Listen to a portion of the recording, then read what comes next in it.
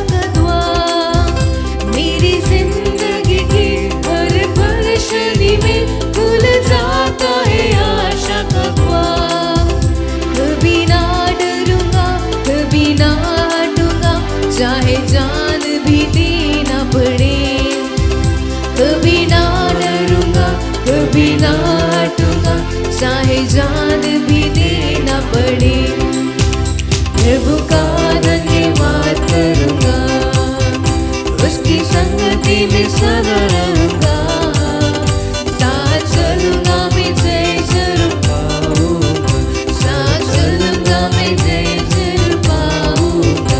प्रभु कितना अच्छा है वो, कितना धन्य है वो, यीशु ही मेरे जीवन का साथी। कितना अच्छा है वो, कितना धन्य है वो, यीशु ही मेरे जीवन का साथी। मेरी जरूरतों को पूरी करता है वो, कोई घटी नहीं मुझको।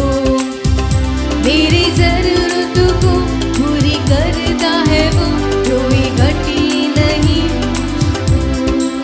वो प्रभु का धन्यवाद करूंगा, उसकी संगति में सदा रहूंगा, साथ चलूंगा मैं जय जरूर पाऊंगा, साथ चलूंगा मैं जय जरूर पाऊंगा। प्रभु का धन्यवाद करूंगा।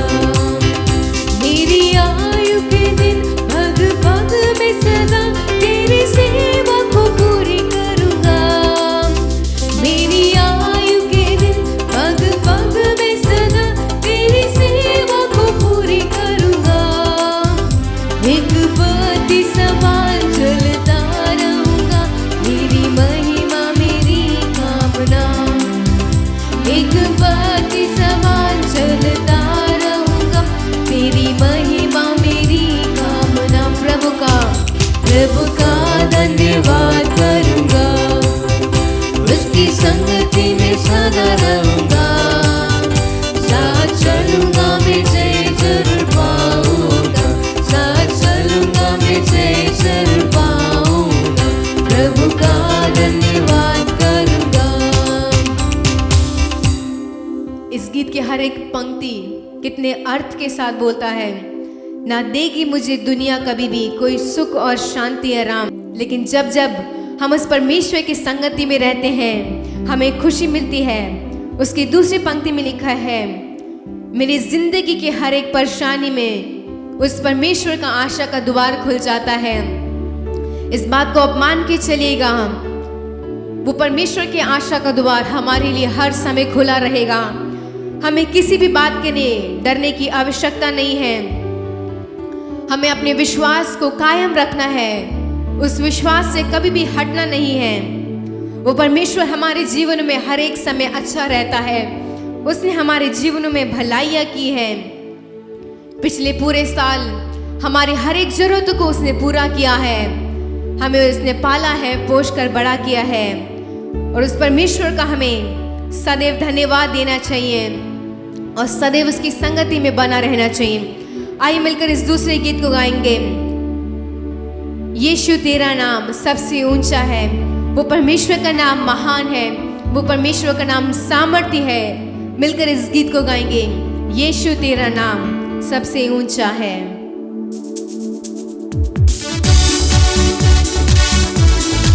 आइए मिलकर जोश के साथ तालियां बजा के इस परमेश्वर की आराधना करेंगे।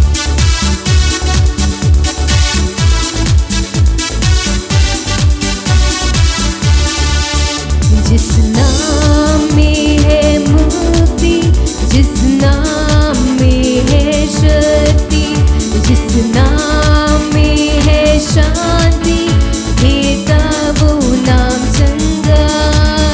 जिस नाम में है मुक्ति, जिस नाम में है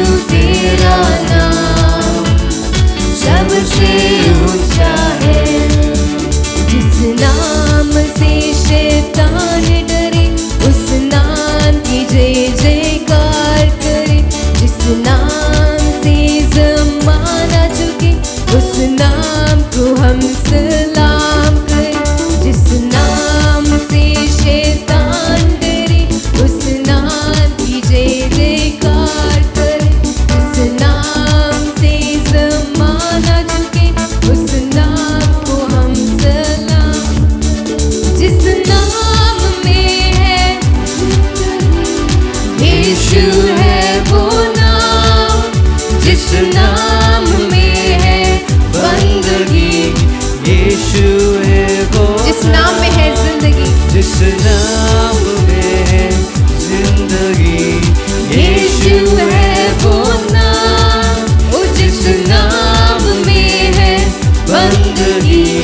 यीशु है वो नाम, यीशु तेरा नाम सबसे ऊंचा है।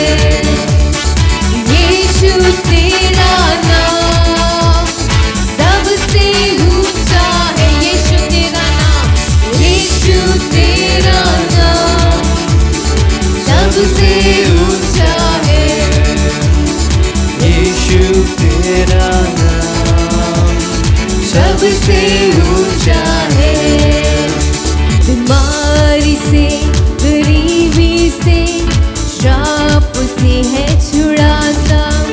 वो नाम है जो अंधों को रोशनी भी है देता। बीमारी से, गरीबी से, श्राप से है छुड़ाता। वो नाम है जो अंधों को रोशनी भी है देता। जिस नाम में है जिंदगी, यीशु है वो नाम, जिस नाम में है बंदगी। यीशु है वो नाम, जिस नाम में है जिंदगी। वो यीशु है वो नाम, जिस नाम में है बंदगी। यीशु है वो नाम। हाथों को उठाते हुए, यीशु तेरा नाम वो सबसे ऊंचा है। यीशु तेरा नाम सबसे ऊंचा है। यीशु तेरा नाम, यीशु तेरा नाम सबसे ऊंचा है। यीशु तेरा नाम सबसे ऊंचा है।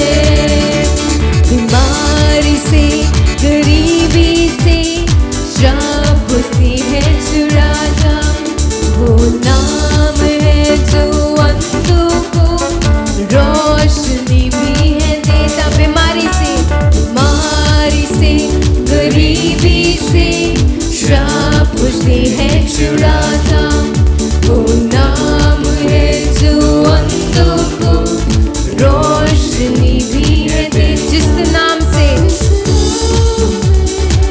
जिंदगी, यीशु है वो नाम, जिस नाम में है बंदगी। यीशु है वो नाम, ओ जिस नाम में है जिंदगी।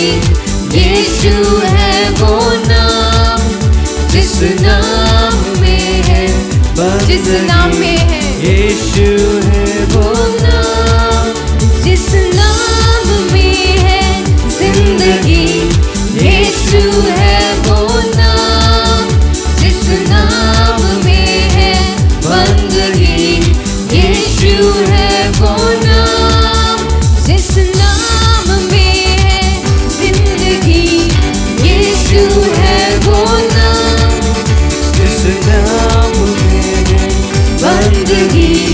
यीशु है वो नाम, यीशु तेरा नाम, यीशु तेरा नाम सबसे ऊंचा है। हाँ परमेश्वर, तेरा नाम सबसे ऊंचा है परमेश्वर। तेरा नाम सबसे महान है परमेश्वर। तेरा नाम सबसे ऊंचा है परमेश्वर। हर एक बीमारियों के ऊपर, हर एक गरीबी के ऊपर परमेश्वर सर्वश्रेष्ठ नाम है परमेश्वर। तेरे नाम से परमेश्वर इस संसार के परमेश्वर हर एक घुटने टिकने पाए परमेश्वर, और हर एक जुबान बोलने पाए तू एकमात्र जिंदा खुदा है परमेश्वर। तू एकमात्र सच्चा परमेश्वर है। तेरे नाम से परमेश्वर हमें मुक्ति मिली है। तेरे नाम से परमेश्वर हमें शापों से आजादी मिली है। तेरे नाम से परमेश्वर बीमारियां जाती हैं परमेश्वर। तेरे नाम से मुर्दे जीवित होते हैं परमेश्वर। तेरे नाम से परमेश्वर हर एक असंभव का संभव होते हैं परमेश्वर। तेरे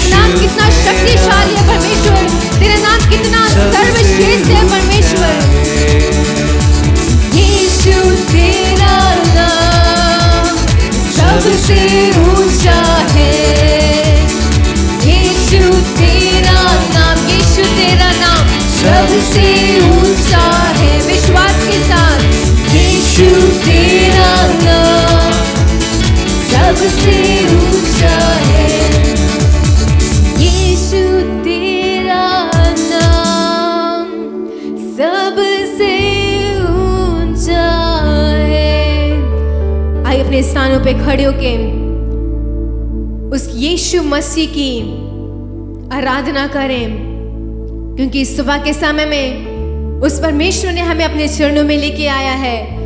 वो महान नाम है परमेश्वर का, वो सामर्थी नाम है। उसने कितने राजाओं को बनाया है। उस परमेश्वर ने हमारे जीवनों में अनेक चमत्कार किए हैं। उस परमेश्वर ने हमारे आंसू को पोंछा है। उस परमेश्वर ने हमें कभी भी हमारे मुंह को काला नहीं होने दिया। उस परमेश्वर ने कितनी सुंदर रीति से पिछले पूरे साल हमें चलाया है, हमें संभाला है और हमारी देखभाल की है। कितना सुंदर नाम है उस परमेश्वर का, कितना महान नाम है उस परमेश्वर का, कितना सामर्थी नाम है उस परमेश्वर का कि ये पूरा संसार अगर अलग हो जाए, चाहे ये पूरा संसार एक साथ हो जाए, तो भी हमारा वो परमेश्वर शक्तिशाली है। उस परमेश्वर ये संसार के ऊपर, इस पूरा मानव जाति के ऊपर वो राज्य करने वाला परमेश्वर है। वो राजाओं के राजा, प्रभु के प्रभु। तो कितना महान है राजा। तेरी महानता के बारे में हम जितना भी बातचीत करें, तेरे महानता के बारे में हम जितना भी बोले परमेश्वर, वो कम है। कितना तू हमसे प्रेम करता है राजा, तू हमारी कितना चिंता करता है राजा। वो परमेश्वर, हम तेरे प्रेम के लिए, तेरे साथ के लिए हम तेरा धन्यवाद देते हैं राजा। प्रिय भाइयों, प्रिय बहनों, उस परमेश्वर का धन्यवाद दीजिए।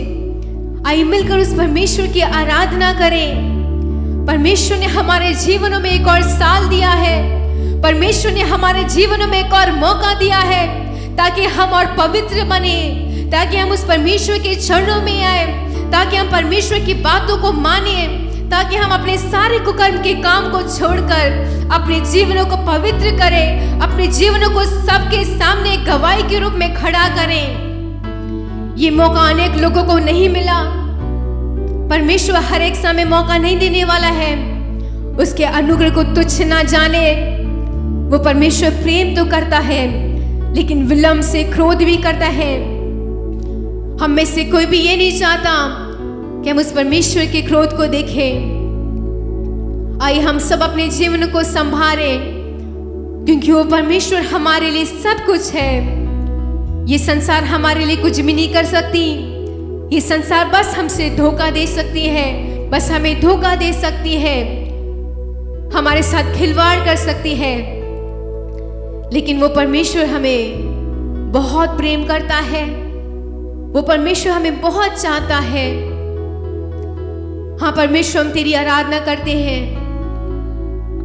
वो परमेश्वर, तेरी उपस्थिति हमारे लिए सब कुछ है राजा। और हम तुझसे परमेश्वर और ज्यादा प्रेम करना चाहते हैं। तू हमारे जीवन में परमेश्वर कार्य करने वाला है। अनेक जगहों में परमेश्वर, जहां पे मार्ग हमें दिखता नहीं है, जहां हमारा विश्वास टूट जाता है परमेश्वर, वहां पे परमेश्वर तू मार्ग बनाने वाला है। इस पूरे साल में परमेश्वर तू हमारे साथ रहे, हमें अपने मार्ग को दिखा परमेश्वर।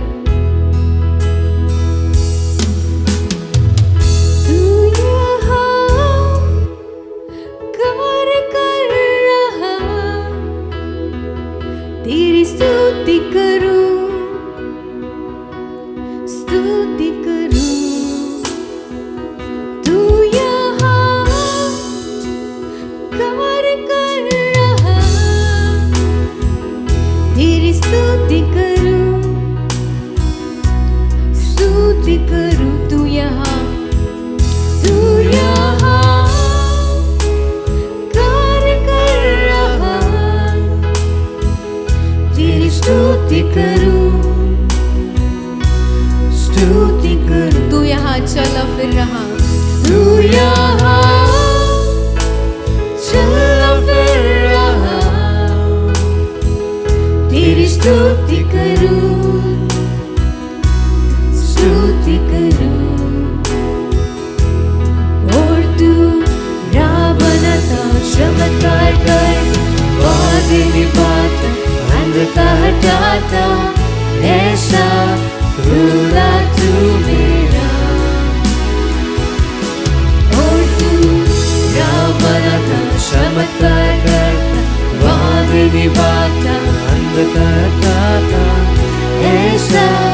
खुदा तू मेरा, तू यहाँ हर दिल को छू रहा,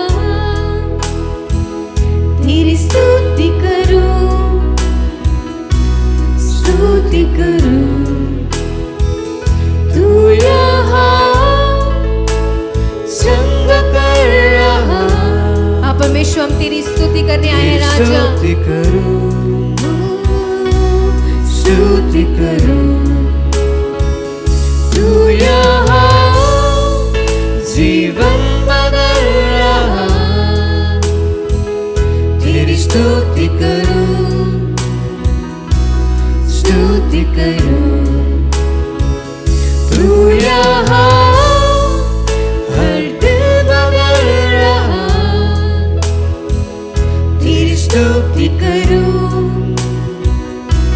स्तुति करूं। हाथों को उठाते हुए और तू राह बनाता, चमत्कार करता, वादे निभाता, अंधकार हटाता, ऐसा खुदा तू मेरा। हाँ परमेश्वर, तो हमारे जीवन में राह बनाने वाला है राजा, तू चमत्कार करने वाला है राजा, और हम अपना संपूर्ण विश्वास तेरे ऊपर डालते हैं राजा। ऐसा खुदा तू मेरा, खुदा तू मेरा, खुदा तू मेरा, खुदा तू मेरा, खुदा तू मेरा, खुदा तू मेरा, खुदा तू मेरा, खुदा तू मेरा, खुदा तू मेरा। वो परमेश्वर, हमारे जीवन में परमेश्वर अनेक समय में राजा, जब हम तेरा मार्ग नहीं दिखा परमेश्वर, जब हमें परमेश्वर कोई भी राह नहीं दिखा परमेश्वर, हम भूले भटके हुए थे परमेश्वर, तू हमारे लिए परमेश्वर एक मार्ग बना के आया परमेश्वर। तू इस संसार में परमेश्वर हमारे पापों के लिए, हमारे अधर्मों के कारण तुझे कितना कुछ सहना पड़ा, तुझे कितना कुछ परमेश्वर सहना पड़ा, कितने कोड़े करने पड़े परमेश्वर। ओ राजा, तू हमसे कितना प्रेम करता है, तू कितना हमसे प्रेम करता है राजा। आइए मिलकर उस परमेश्वर से कहें, हाँ राजा, तू राह बनाने वाला है राजा। तू यहाँ कार्य कर रहा, तेरी स्तुति करूं, स्तुति करूं, तू यहाँ चल फिर रहा, तेरी स्तुति करूं, स्तुति करूं, और तू राह बनाता। आइए विश्वास के साथ, संपूर्ण विश्वास के साथ इसको गाएं। वो हमारे परमेश्वर, तू कितना महान है राजा। राह बनाता, चमत्कार करता, वादे निभाता, अंधकार हटाता, ऐसा खुदा तू मेरा, खुदा तू मेरा, खुदा तू मेरा, खुदा तू मेरा, खुदा तू मेरा, खुदा तू मेरा,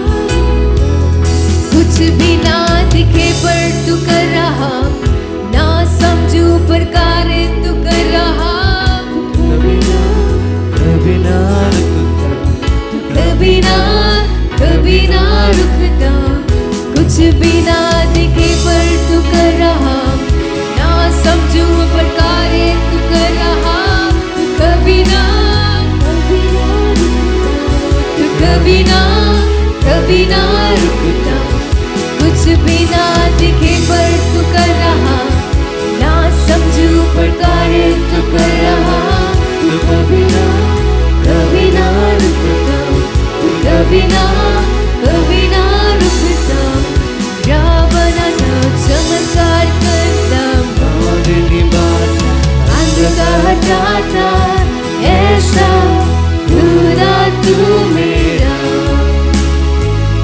राह बनाता चमत्कार कर, वादे निभाता अंधकार हटाता ऐसा खुदा तू मेरा। हाँ परमेश्वर तू हमारा खुदा है राजा, तू हमारे लिए परमेश्वर एक राह को बना राजा। हमारे जीवन से परमेश्वर हर एक संदेह को तू निकाल दे परमेश्वर। अनेक समय में परमेश्वर हमें एक राह को नहीं देख पाते राजा। वो परमेश्वर कितने सुंदर रीति इसमें लिखा हुआ है, जब परमेश्वर हमें कुछ भी नहीं दिखता है, जब हमें कुछ भी समझ नहीं आता है परमेश्वर, लेकिन तू भी परमेश्वर तू हमारे लिए एक राह बनाने वाला है। इस पूरे साल को परमेश्वर हम तेरे हाथों में समर्पित करते हैं।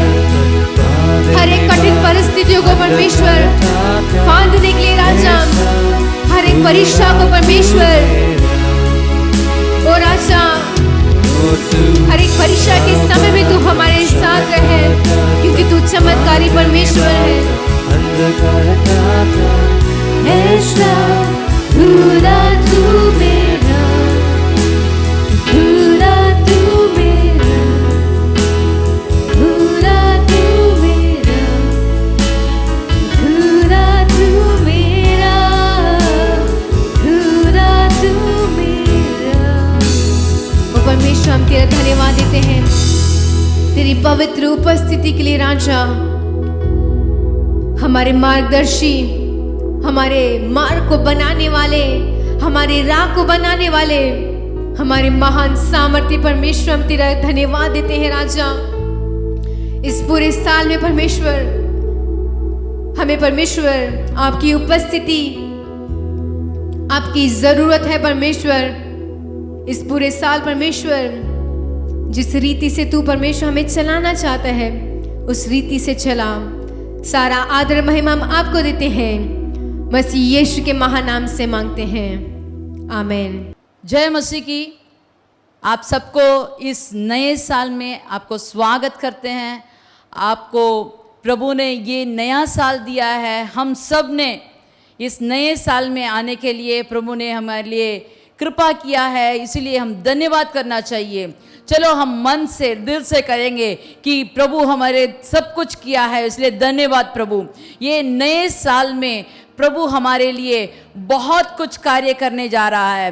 वो जो भी आपकी मन की इच्छा है वो पूरा करेगा, अगर आप प्रार्थना में बसे रहोगे। आप अगर प्रार्थना में लगे रहोगे तो वो आपकी मन की कामनाएं पूरा करेगा।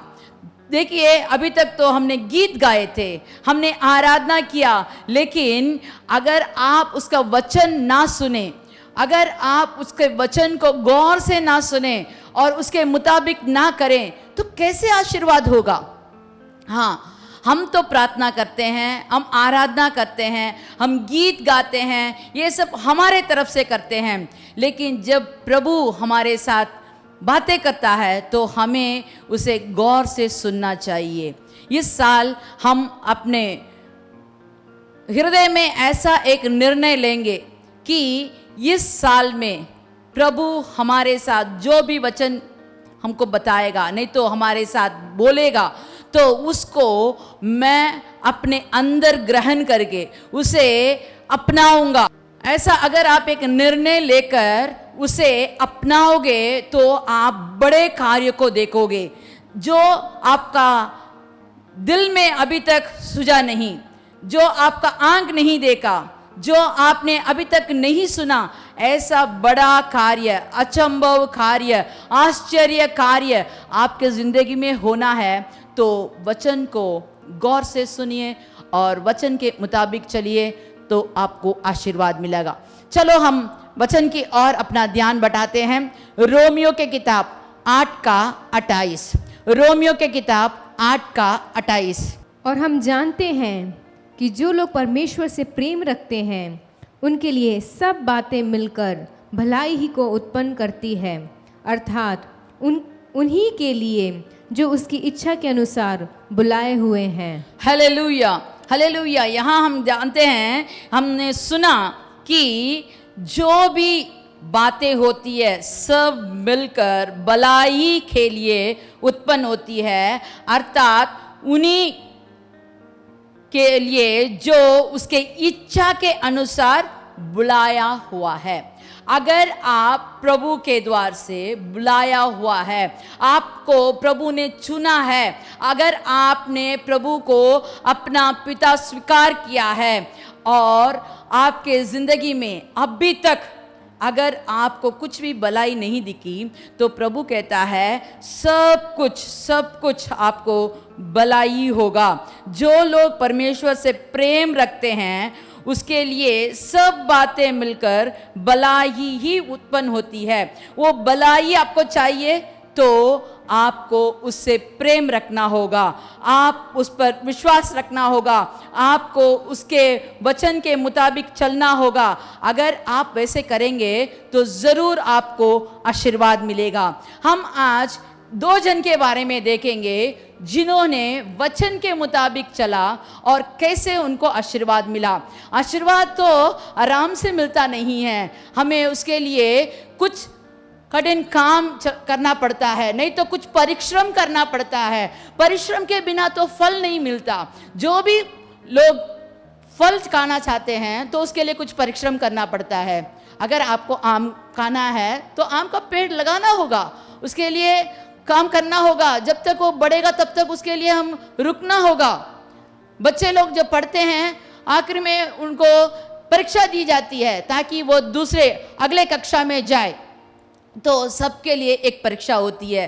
वैसे प्रभु हमारे लिए भलाई कार्य रखा है, अगर आपको पाना है तो उसको परिश्रम करना पड़ता है।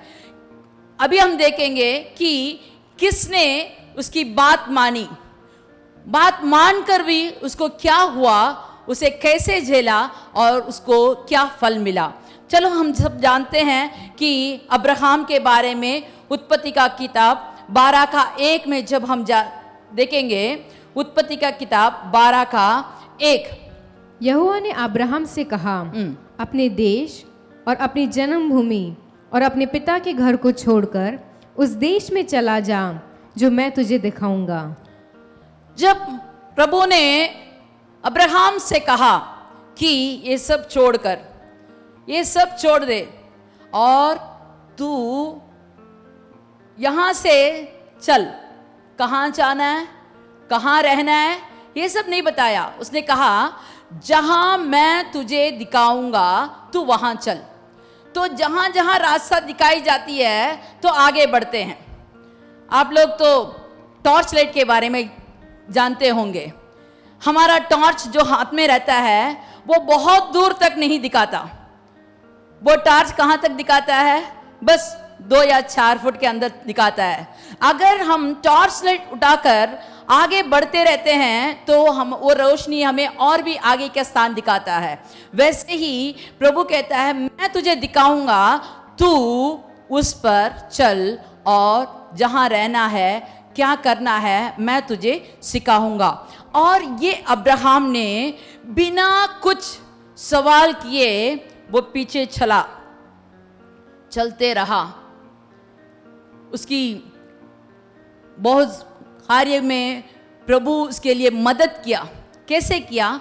कुछ कार्य हम देखेंगे। उत्पत्ति का किताब 20 का 3। उत्पत्ति का किताब 20 का 3। रात को परमेश्वर ने स्वप्न में अबीमेलेक के पास आकर कहा, सुन, जिस स्त्री को तूने रख लिया है उसके कारण तू मर जाएगा, क्योंकि वो सुहागिन है। हालेलुया। इसके बारे में तो आप जाने होंगे, अगर आप ग्रंथ पढ़े होंगे तो इसके बारे में जानते हो। फिर भी मैं आपको इसके आगे का भाग बताती हूँ। देखिए, यहाँ अब्राहम को एक बार आकाल पड़ गया था तो वह एक जगह से दूसरे जगह जा रहा था। दूसरे जगह जाते समय उसे और एक राजधानी में जाना पड़ा और एक राज्य के अंदर जाना पड़ा। तो अब्राहम कहता है कि यहाँ के लोग बहुत दुष्ट लोग हैं। ये लोग, उनको प्रभु का भय नहीं है, परमेश्वर से भय नहीं रखते। ये लोग बहुत दुष्ट लोग हैं। इसीलिए तू मेरे लिए एक कृपा कर कि यहाँ कोई भी पूछे तो तू कहना कि तू मेरी पत्नी नहीं, तू मेरी बहन है। अगर तू मेरी पत्नी करके उनको मालूम हो तो वो मुझे मारकर तुझे ले जाएंगे, क्योंकि सारा बहुत सुंदर औरत थी, उस बूढ़ेपन में भी वो बहुत सुंदर थी। तो इसके बारे में वहाँ के लोगों ने उस राजा को इस औरत के बारे में बताया। बहुत सुंदर औरत यहाँ आई है, अपने कुटुंब के साथ यहाँ आई है, अपने सब परिवार को लेकर यहाँ आई है। इसके बारे में बहुत चर्चा होने लगा। तो वो राजा ने कहा जाके उसके बारे में पूछताछ करो और उस लड़की को ले आओ। तो उसके बारे में पूछा तो अब्राहम ने कह दिया ये मेरी बहन है, और उन्होंने अब्राहम को छोड़कर इसे अपने महल में ले आए। तो महल में आके वहाँ उसने रखा था।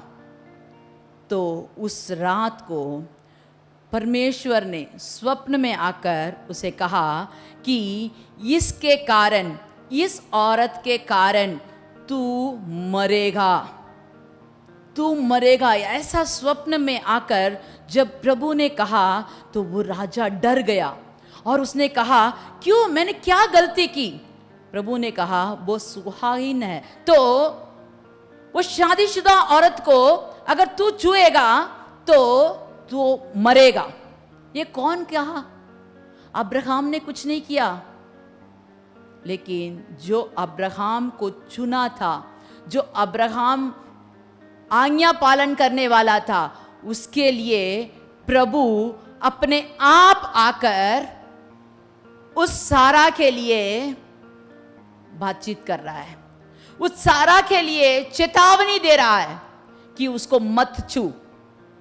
देखो हमारे जिंदगी में भी ऐसी बहुत सारी मुसीबतें आती है, हमारे तरफ से मदद करने के लिए वहाँ वैसा एक सिचुएशन नहीं होता, लेकिन हमारा प्रभु जिसका आज्ञा पालन हम करते हैं, जिसने हमको चुन लिया है, वह हमें कभी भी नहीं छोड़ेगा, वह हमें कभी भी नहीं त्यागेगा।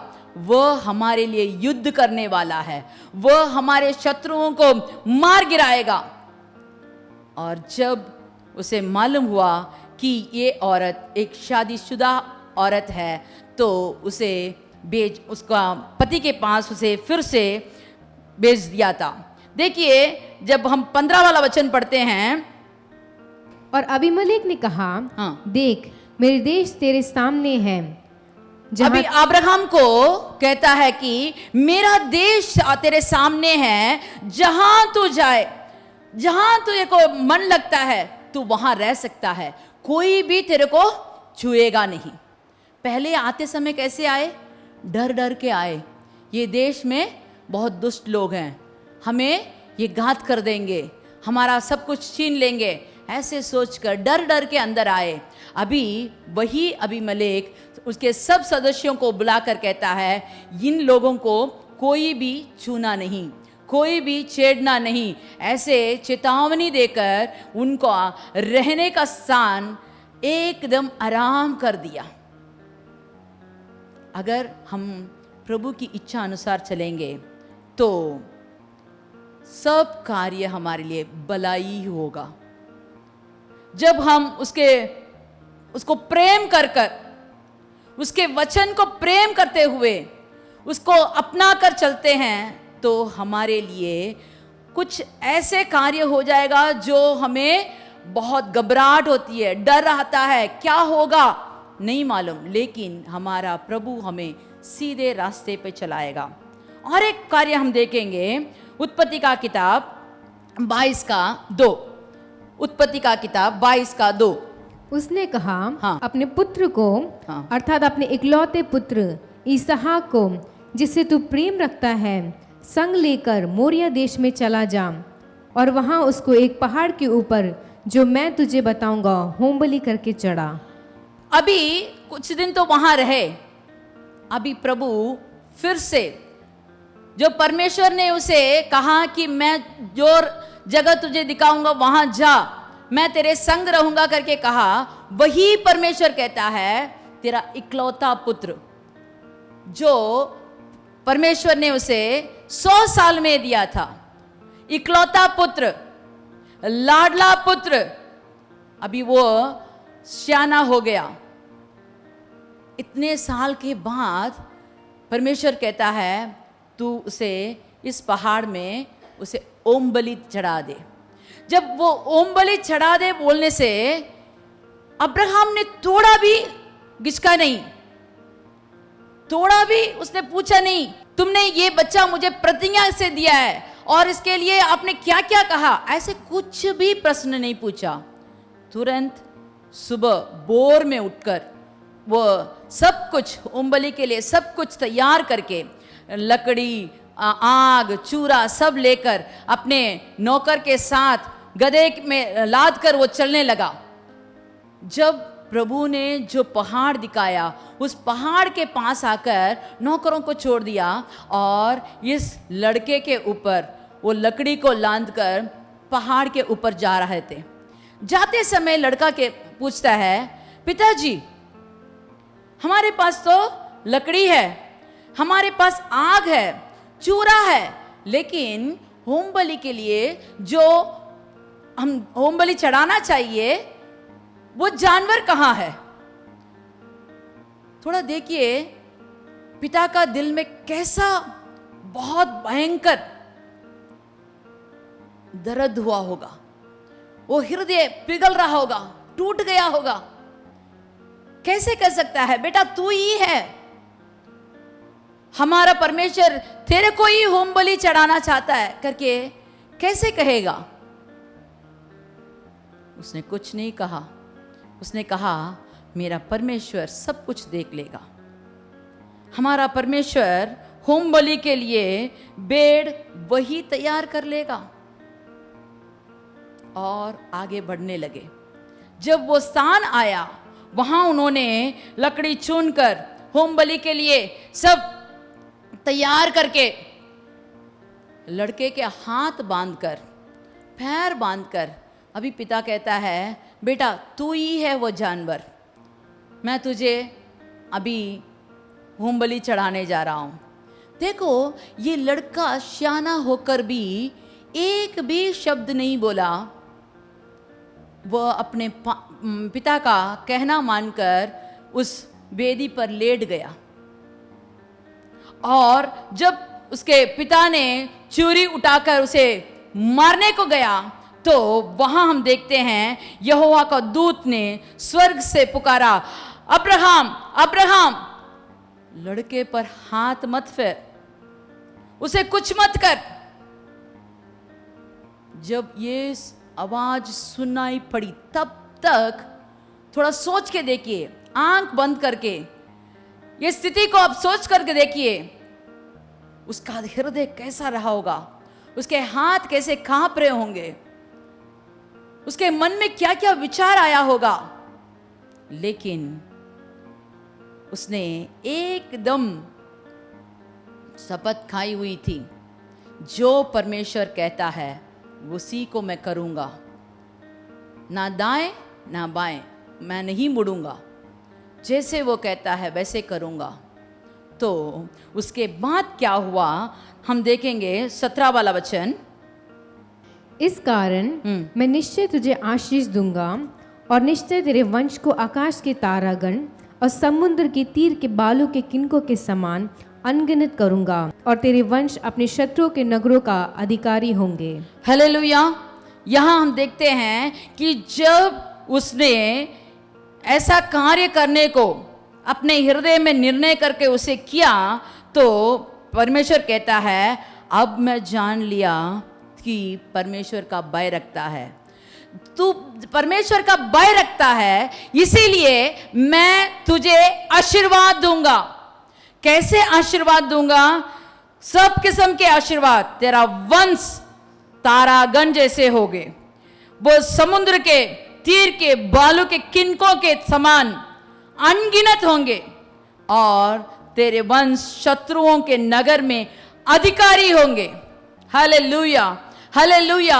अगर आपको ऐसा आशीर्वाद चाहिए तो आपको भी आपका मन कच्चा करके जो वचन आपके आगे आता है उसे वैसे ही अपना कर जब आप चलोगे, आपको कोई भी नष्ट नहीं होगा, कोई भी आपको टुकराएगा नहीं, कोसेगा नहीं, क्योंकि हमारा प्रभु सिर्फ वह एक परीक्षा रखता है।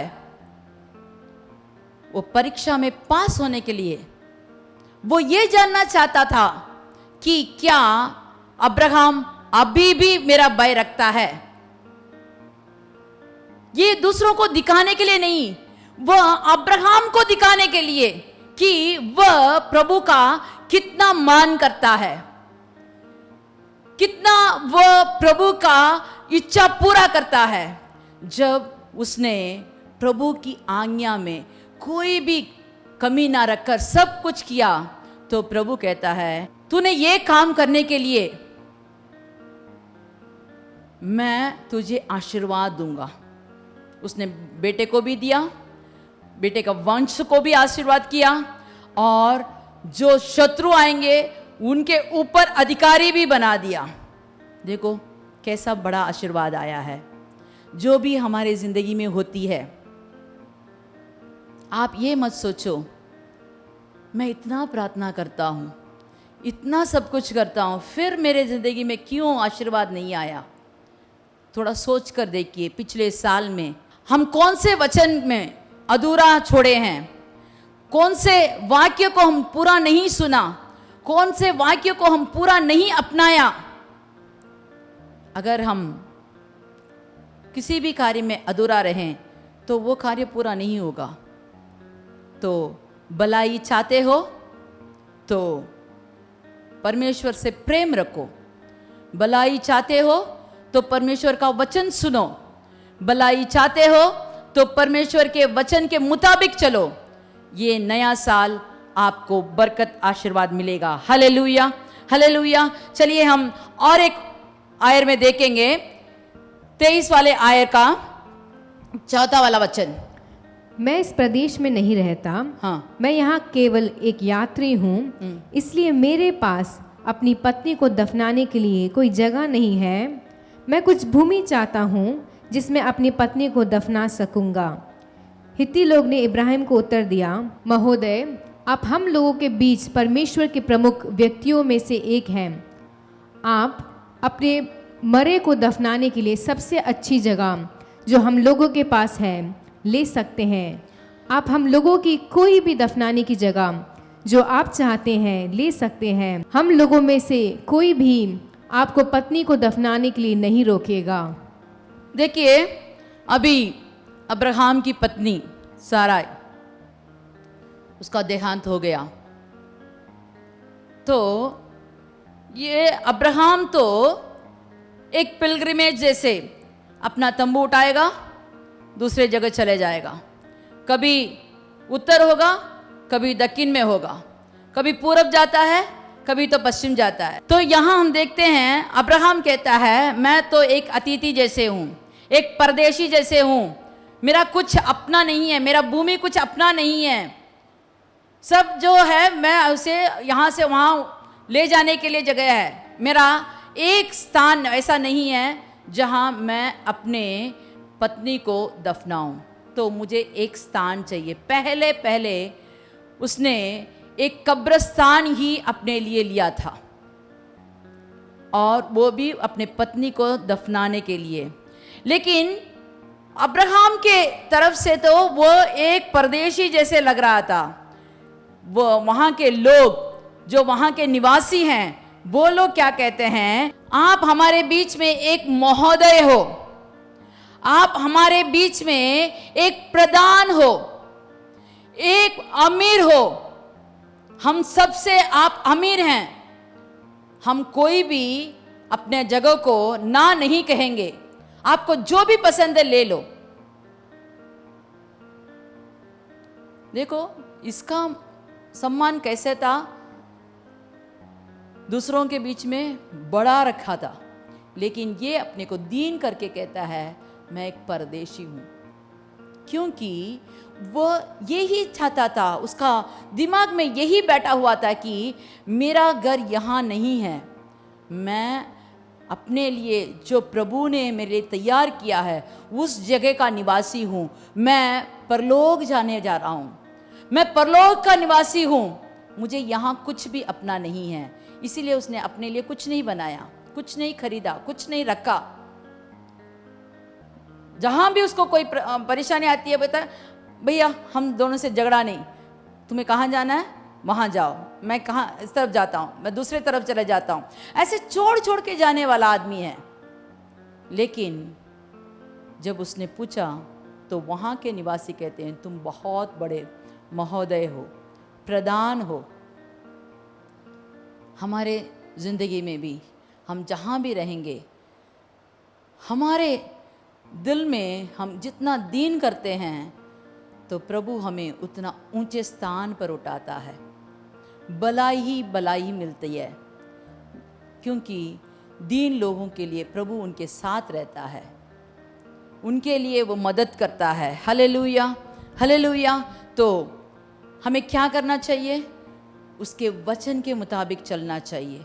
हमारा दिल दिमाग में यही बैठना चाहिए कि एक दिन हमारा मसीह आएगा, हमें ले जाएगा। इस दुनिया का कुछ भी हमारे लिए नहीं है, क्योंकि उसने हमारे लिए एक स्थान तैयार करके हमें ले जाने आएगा। हमारा प्रभु हमें ले जाने आएगा। उसने हमारे लिए बहुत बड़ा जगह बनाया है, बहुत सुंदर जगह बनाया है, जो हम अपने कल्पना में भी कर नहीं सकते। वैसे हमारे स्थान बनाया है।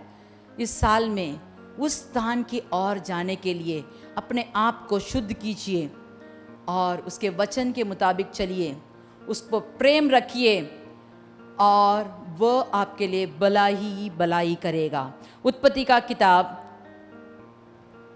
24:35। और यहोवा ने मेरे स्वामी को बड़ी आशीष दी है, सो वह महान पुरुष हो गया है। और उसने उसको भेड़ बकरियां, गाय बैल, सोना रूपा, दास दासियां, ऊंट और गधे दिए हैं। हालेलुया। ये कौन कहता है जानते हो? ये अब्राहम का दास नौकर कहता है। उसके अब्राहम का बेटा ईसा के लिए वह एक लड़की ढूंढने गया और लड़की वालों से कहता है मेरा स्वामी को उसका परमेश्वर ने सब किस्म के आशीर्वाद दिए हैं, सब किस्म के आशीर्वाद हैं। आपकी बेटी को कोई भी कमी नहीं होगी। हमारा जो स्वामी है वह बड़ा अमीर है। किसमें अमीर है? उसके पास सोना है, चांदी है, रूपा है, भेड़ है, बकरी है, गाय है, बैल है, दास है, दासी है, ऊंट है, गधा है। ऐसे बड़ा लिस्ट बनाते जा रहा है। देखिए, क्या आपके बारे में कोई ऐसे कह सकता है? जो भी मुझे YouTube के माध्यम में देख रहे हैं, शायद आप हंस रहे होंगे। क्या बहन जी आप क्या कहते हैं? अगले समय का रोटी खाने के लिए भी हमारे पास अभी नहीं है, काम नहीं है। आप फिक्र मत कीजिए। इस नए साल में आपको सब किस्म के आशीर्वाद देने के लिए हमारे प्रभु तैयार है। वह अपना भंडार खोल के आपको सब किस्म के आशीर्वाद से भर सकता है। आपके लिए भलाई ही भलाई करेगा जब आप उस पर प्रेम रखोगे, उसके वचन के मुताबिक चलोगे तो आप आशीर्वाद पाओगे। आपको कोई भी संदेह होने की जरूरत नहीं है, जरूर करेगा। इस साल में आपको बारी बरकत आशीर्वाद चाहिए, भलाई कार्य आपको देखना है तो आप प्रभु से प्रेम रखिए, आप उसके वचन को सुनिए और उसके वचन के मुताबिक चलिए। प्रभु आशीर्वाद देगा। याकूब का किताब 1:17 देखिए। याकूब का किताब 1:17। क्योंकि हर एक अच्छा वरदान और हर एक उत्तम दान हर एक उत्तम दान ऊपर ही से है। कहाँ से मिलती है? कहाँ से मिलती है? आप सुन रहे हैं तो बताइए। ऊपर से आती है, परमेश्वर के तरफ से आती है, उसके भंडार से हमें आती है। सब किस्म के उत्तम कार्य आपके जीवन में, आपके घर में, आपके कार्य करने के जगह में, आपके माहौल में, आप जहां भी चाहते हैं, आपकी इच्छा होना है, आपकी सब अच्छा कार्य होना है, कहां से आएगा? ऊपर से, परमेश्वर के द्वार से आएगा। आगे पढ़िए। और ज्योतियों के पिता की ओर से मिलती है, ज्योतियों के पिता की ओर से मिलता है, जिसमें ना कोई परिवर्तन हो सकता ना है, कोई परिवर्तन हो सकता है, और ना अदल बदल के कारण ना अदल बदल के कारण उस पर छाया पड़ती है। छाया पड़ती है। Hallelujah, hallelujah. क्योंकि हर एक अच्छा वरदान, हर एक उत्तम दान ऊपर से ही आपको मिलेगा, अगर आप उसकी ओर अपना हाथ फैराकर आप अपनी इच्छा उसकी ओर कहेंगे, आपकी मन की कामनाएं पूरा करेगा। हर एक अच्छा वरदान आपको वहीं से आएगा। चलिए हम और एक जन के बारे में देखकर जल्दी से ख़त्म करेंगे। उत्पत्ति का किताब 40 का 2 और 3। तब फिरौन ने अपने उन दोनों हाकिमों पर अर्थात पिलाने हारे के प्रधान और पकाने हारों के प्रधान पर क्रोधित होकर उन्हें कैद कर जल्लादों के प्रधान के घर के उसी बंदगृह में जहां यूसुफ बंधुआ था डलवा दिया। यूसुफ तो पहले से उसे बंदी बनाकर ले आए और पोतीबार के घर में उसे कुछ काम दिया गया, और पोतीबार ने देखा कि उसके परमेश्वर उसके साथ है और जो भी ये करता है श्रेष्ठ बन जाता है। इसे देखकर थोड़ी थोड़ी ऐसी बढ़ोतरी देते रहा, तो शत्रु उसकी पत्नी आई और उसके विरुद्ध ऐसा एक नाटक किया कि उसे उठाकर बंदीघर में बंद कर दिया। अगर हमारी जिंदगी में ऐसे कुछ कार्य हो तो हम क्या कहेंगे? बस प्रार्थना, बस आराधना, बस बहुत हो गया, मैं और कभी नहीं प्रार्थना करूंगा, मुझे स्वप्न ऐसा दिया और मेरा सब कुछ उल्टा हो रहा है। हम खुड़खुड़ाते हुए परमेश्वर से दूर जाने की युक्ति बनाते, लेकिन ये यूसुफ ने ऐसा कुछ नहीं किया। और उसे जब बंदीगृह में बंद किया गया था, वहाँ भी उसको एक ऐसा एक कार्य दिया गया कि इन दोनों को देखभाल करने के लिए, इनका हाल चाल पूछने के लिए उसे रखा गया था। एक दिन ऐसा हुआ कि ये दोनों लंबा मुंह लगकर ऐसे बैठे हुए थे, तो यूसुफ ने आके कहा, आपको क्या कमी है? आप ऐसे उदास क्यों हैं? आपको क्या हुआ? तो दोनों कहते हैं, हमने ऐसा एक स्वप्न देखा, और दूसरा कहता है, मैंने ऐसा एक स्वप्न देखा। तो यूसुफ ने कहा, तो चलो मैं स्वप्न के बारे में आपको बताता हूँ। और उसने स्वप्न के बारे में, जो पिलाने वाला था वह, उसको तो अच्छी बात आई कि फिर से तुझे राजा के पास जाकर तुझे काम मिलेगा, और जो पकाने हारा था उसका प्रधान था, उसको कहा गया कि तुझे टांग देंगे और पक्षी आकर चुन चुन कर तेरे को खाएगा। और ये सब बात होने के बाद जब आप 23 वाला वचन में पढ़ते हैं, तो वो यूसुफ ने कहा, तू तो जाएगा, मैं जानता हूँ तू राजा के पास फिर से काम में लगेगा, तू मेरे बारे में कुछ कहना ताकि मैं जल्द से इस बंदीगृह से बाहर निकलूं। लेकिन क्या हुआ जानते हो? वो पिलानहारे ने प्रधान के यूसुफ को स्मरण ना रखा, उसे भूल गया, पूरा का पूरा भूल गया। 2 साल हो गए, कुछ भी यूसुफ को उत्तर नहीं मिला। उसके बाद यूसुफ ने फिर से प्रार्थना करने लगा। प्रार्थना करते समय परमेश्वर ने राजा को, फिरौन को एक स्वप्न दिया। स्वप्न को देखकर जब फिरौन एकदम व्याकुल हुआ था कि ये स्वप्न कैसा है, क्या होगा, इसका क्या नतीजा है, तो तभी उस समय नवा वचन 41 का नवा वचन पढ़िए। तब पिलानहारे ने क्या प्रधान फिरौन से बोला, मेरा अपराध आज मुझे स्मरण आए। मेरा अपराध आज मुझे स्मरण आया। कब? 2 साल के बाद, जब परमेश्वर ने ऐसा एक रास्ता बनाया। उसके बाद कहता है मैंने अपराध किया, मैं भूल गया था। जब मैं बंदीघर में था वहां एक आदमी था जो हमारे स्वप्न के बारे में कहा और वैसे ही हुआ। तो तुरंत राजा कहता है, 14 वाला वचन जब पढ़ते हैं, फिरौन ने यूसुफ को बुलवा भेजा और वह झटपट बंदीगृह से बाहर निकाला गया। बाल बनवाकर और वस्त्र बदलकर फिरौन के सामने आया।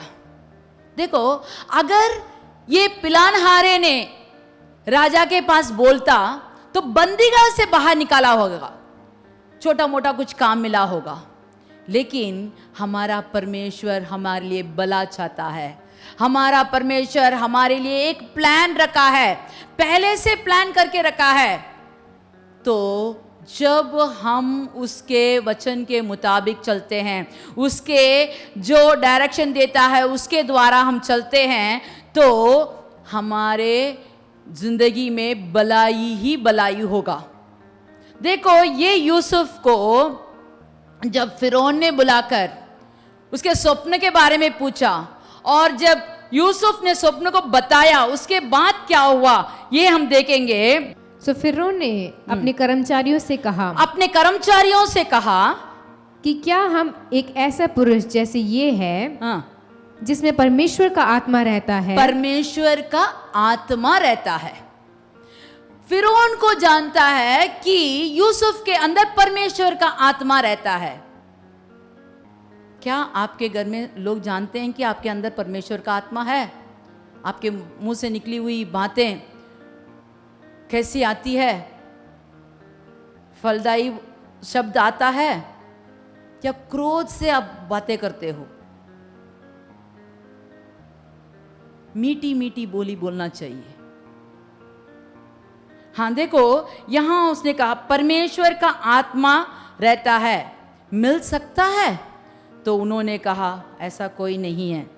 तो फिर फिरौन ने यूसुफ से कहा, परमेश्वर ने जो तुझे इतना ज्ञान दिया है और तेरे तुल्य कोई समझदार और बुद्धिमान नहीं, इसलिए तू मेरे राज्य में अधिकारी बन जा। तू मेरे राज्य में अधिकारी बन जा करके कहा और उसे मलमल कपड़े दिए, उसे अंगूठी डाला, उसे सोने की जंजीरें उसके गले में डाला, उसको रत्न दिया और उसे कहा कि मेरे राज्य में जो भी लोग हैं सब तेरा कहना मानेगा। और उस रथ के आगे एक आदमी ऐसा कहता जाएगा, आप घुटने टेक कर उसे दंडवत करो करेंगे। ऐसा ऊंचा स्थान कोई दे सकता है? आपके जिंदगी में ऐसा एक बढ़ोतरी हो सकती है? हाँ, जब हम परमेश्वर की इच्छा अनुसार चलेंगे और उसके प्लान के मुताबिक हमें जाना होगा। अगर हम उसके बात के अनुसार हम चलेंगे तो ऐसा एक दिन आएगा कि हमारा पद सबसे ऊंचा रहेगा। हमें ऊंचे पद में सब लोगों से, उस देश के लोगों से, ये तो गया एक बंदी बनकर, अभी वो राजा का दूसरा राजा जैसे राज्य करने का अधिकारी हो गया। अगर आपके जिंदगी में इस साल ऐसे बढ़ोतरी आप चाहते हैं, भलाई आप चाहते हैं, तो परमेश्वर से प्रेम रखिए, परमेश्वर का चुने हुए लोग बन जाइए, परमेश्वर का शब्द सुनकर उसके मुताबिक चलिए। प्रभु आपको आशीष देगा। चलिए हम आंख बंद करके प्रार्थना करेंगे। Hallelujah, hallelujah. इस पहले संडे को, इस पहले इतवार को प्रभु ने हमारे साथ अच्छा वचन दिया है। हम जानते हैं कि जो लोग परमेश्वर से प्रेम रखते हैं उनके लिए सब भले कार्य ही होता है, भलाई ही भलाई होती है, उत्पन्न किया जाता है। हालेलुया। ये भलाई के लिए हमें योग्य बना दीजिए प्रभु।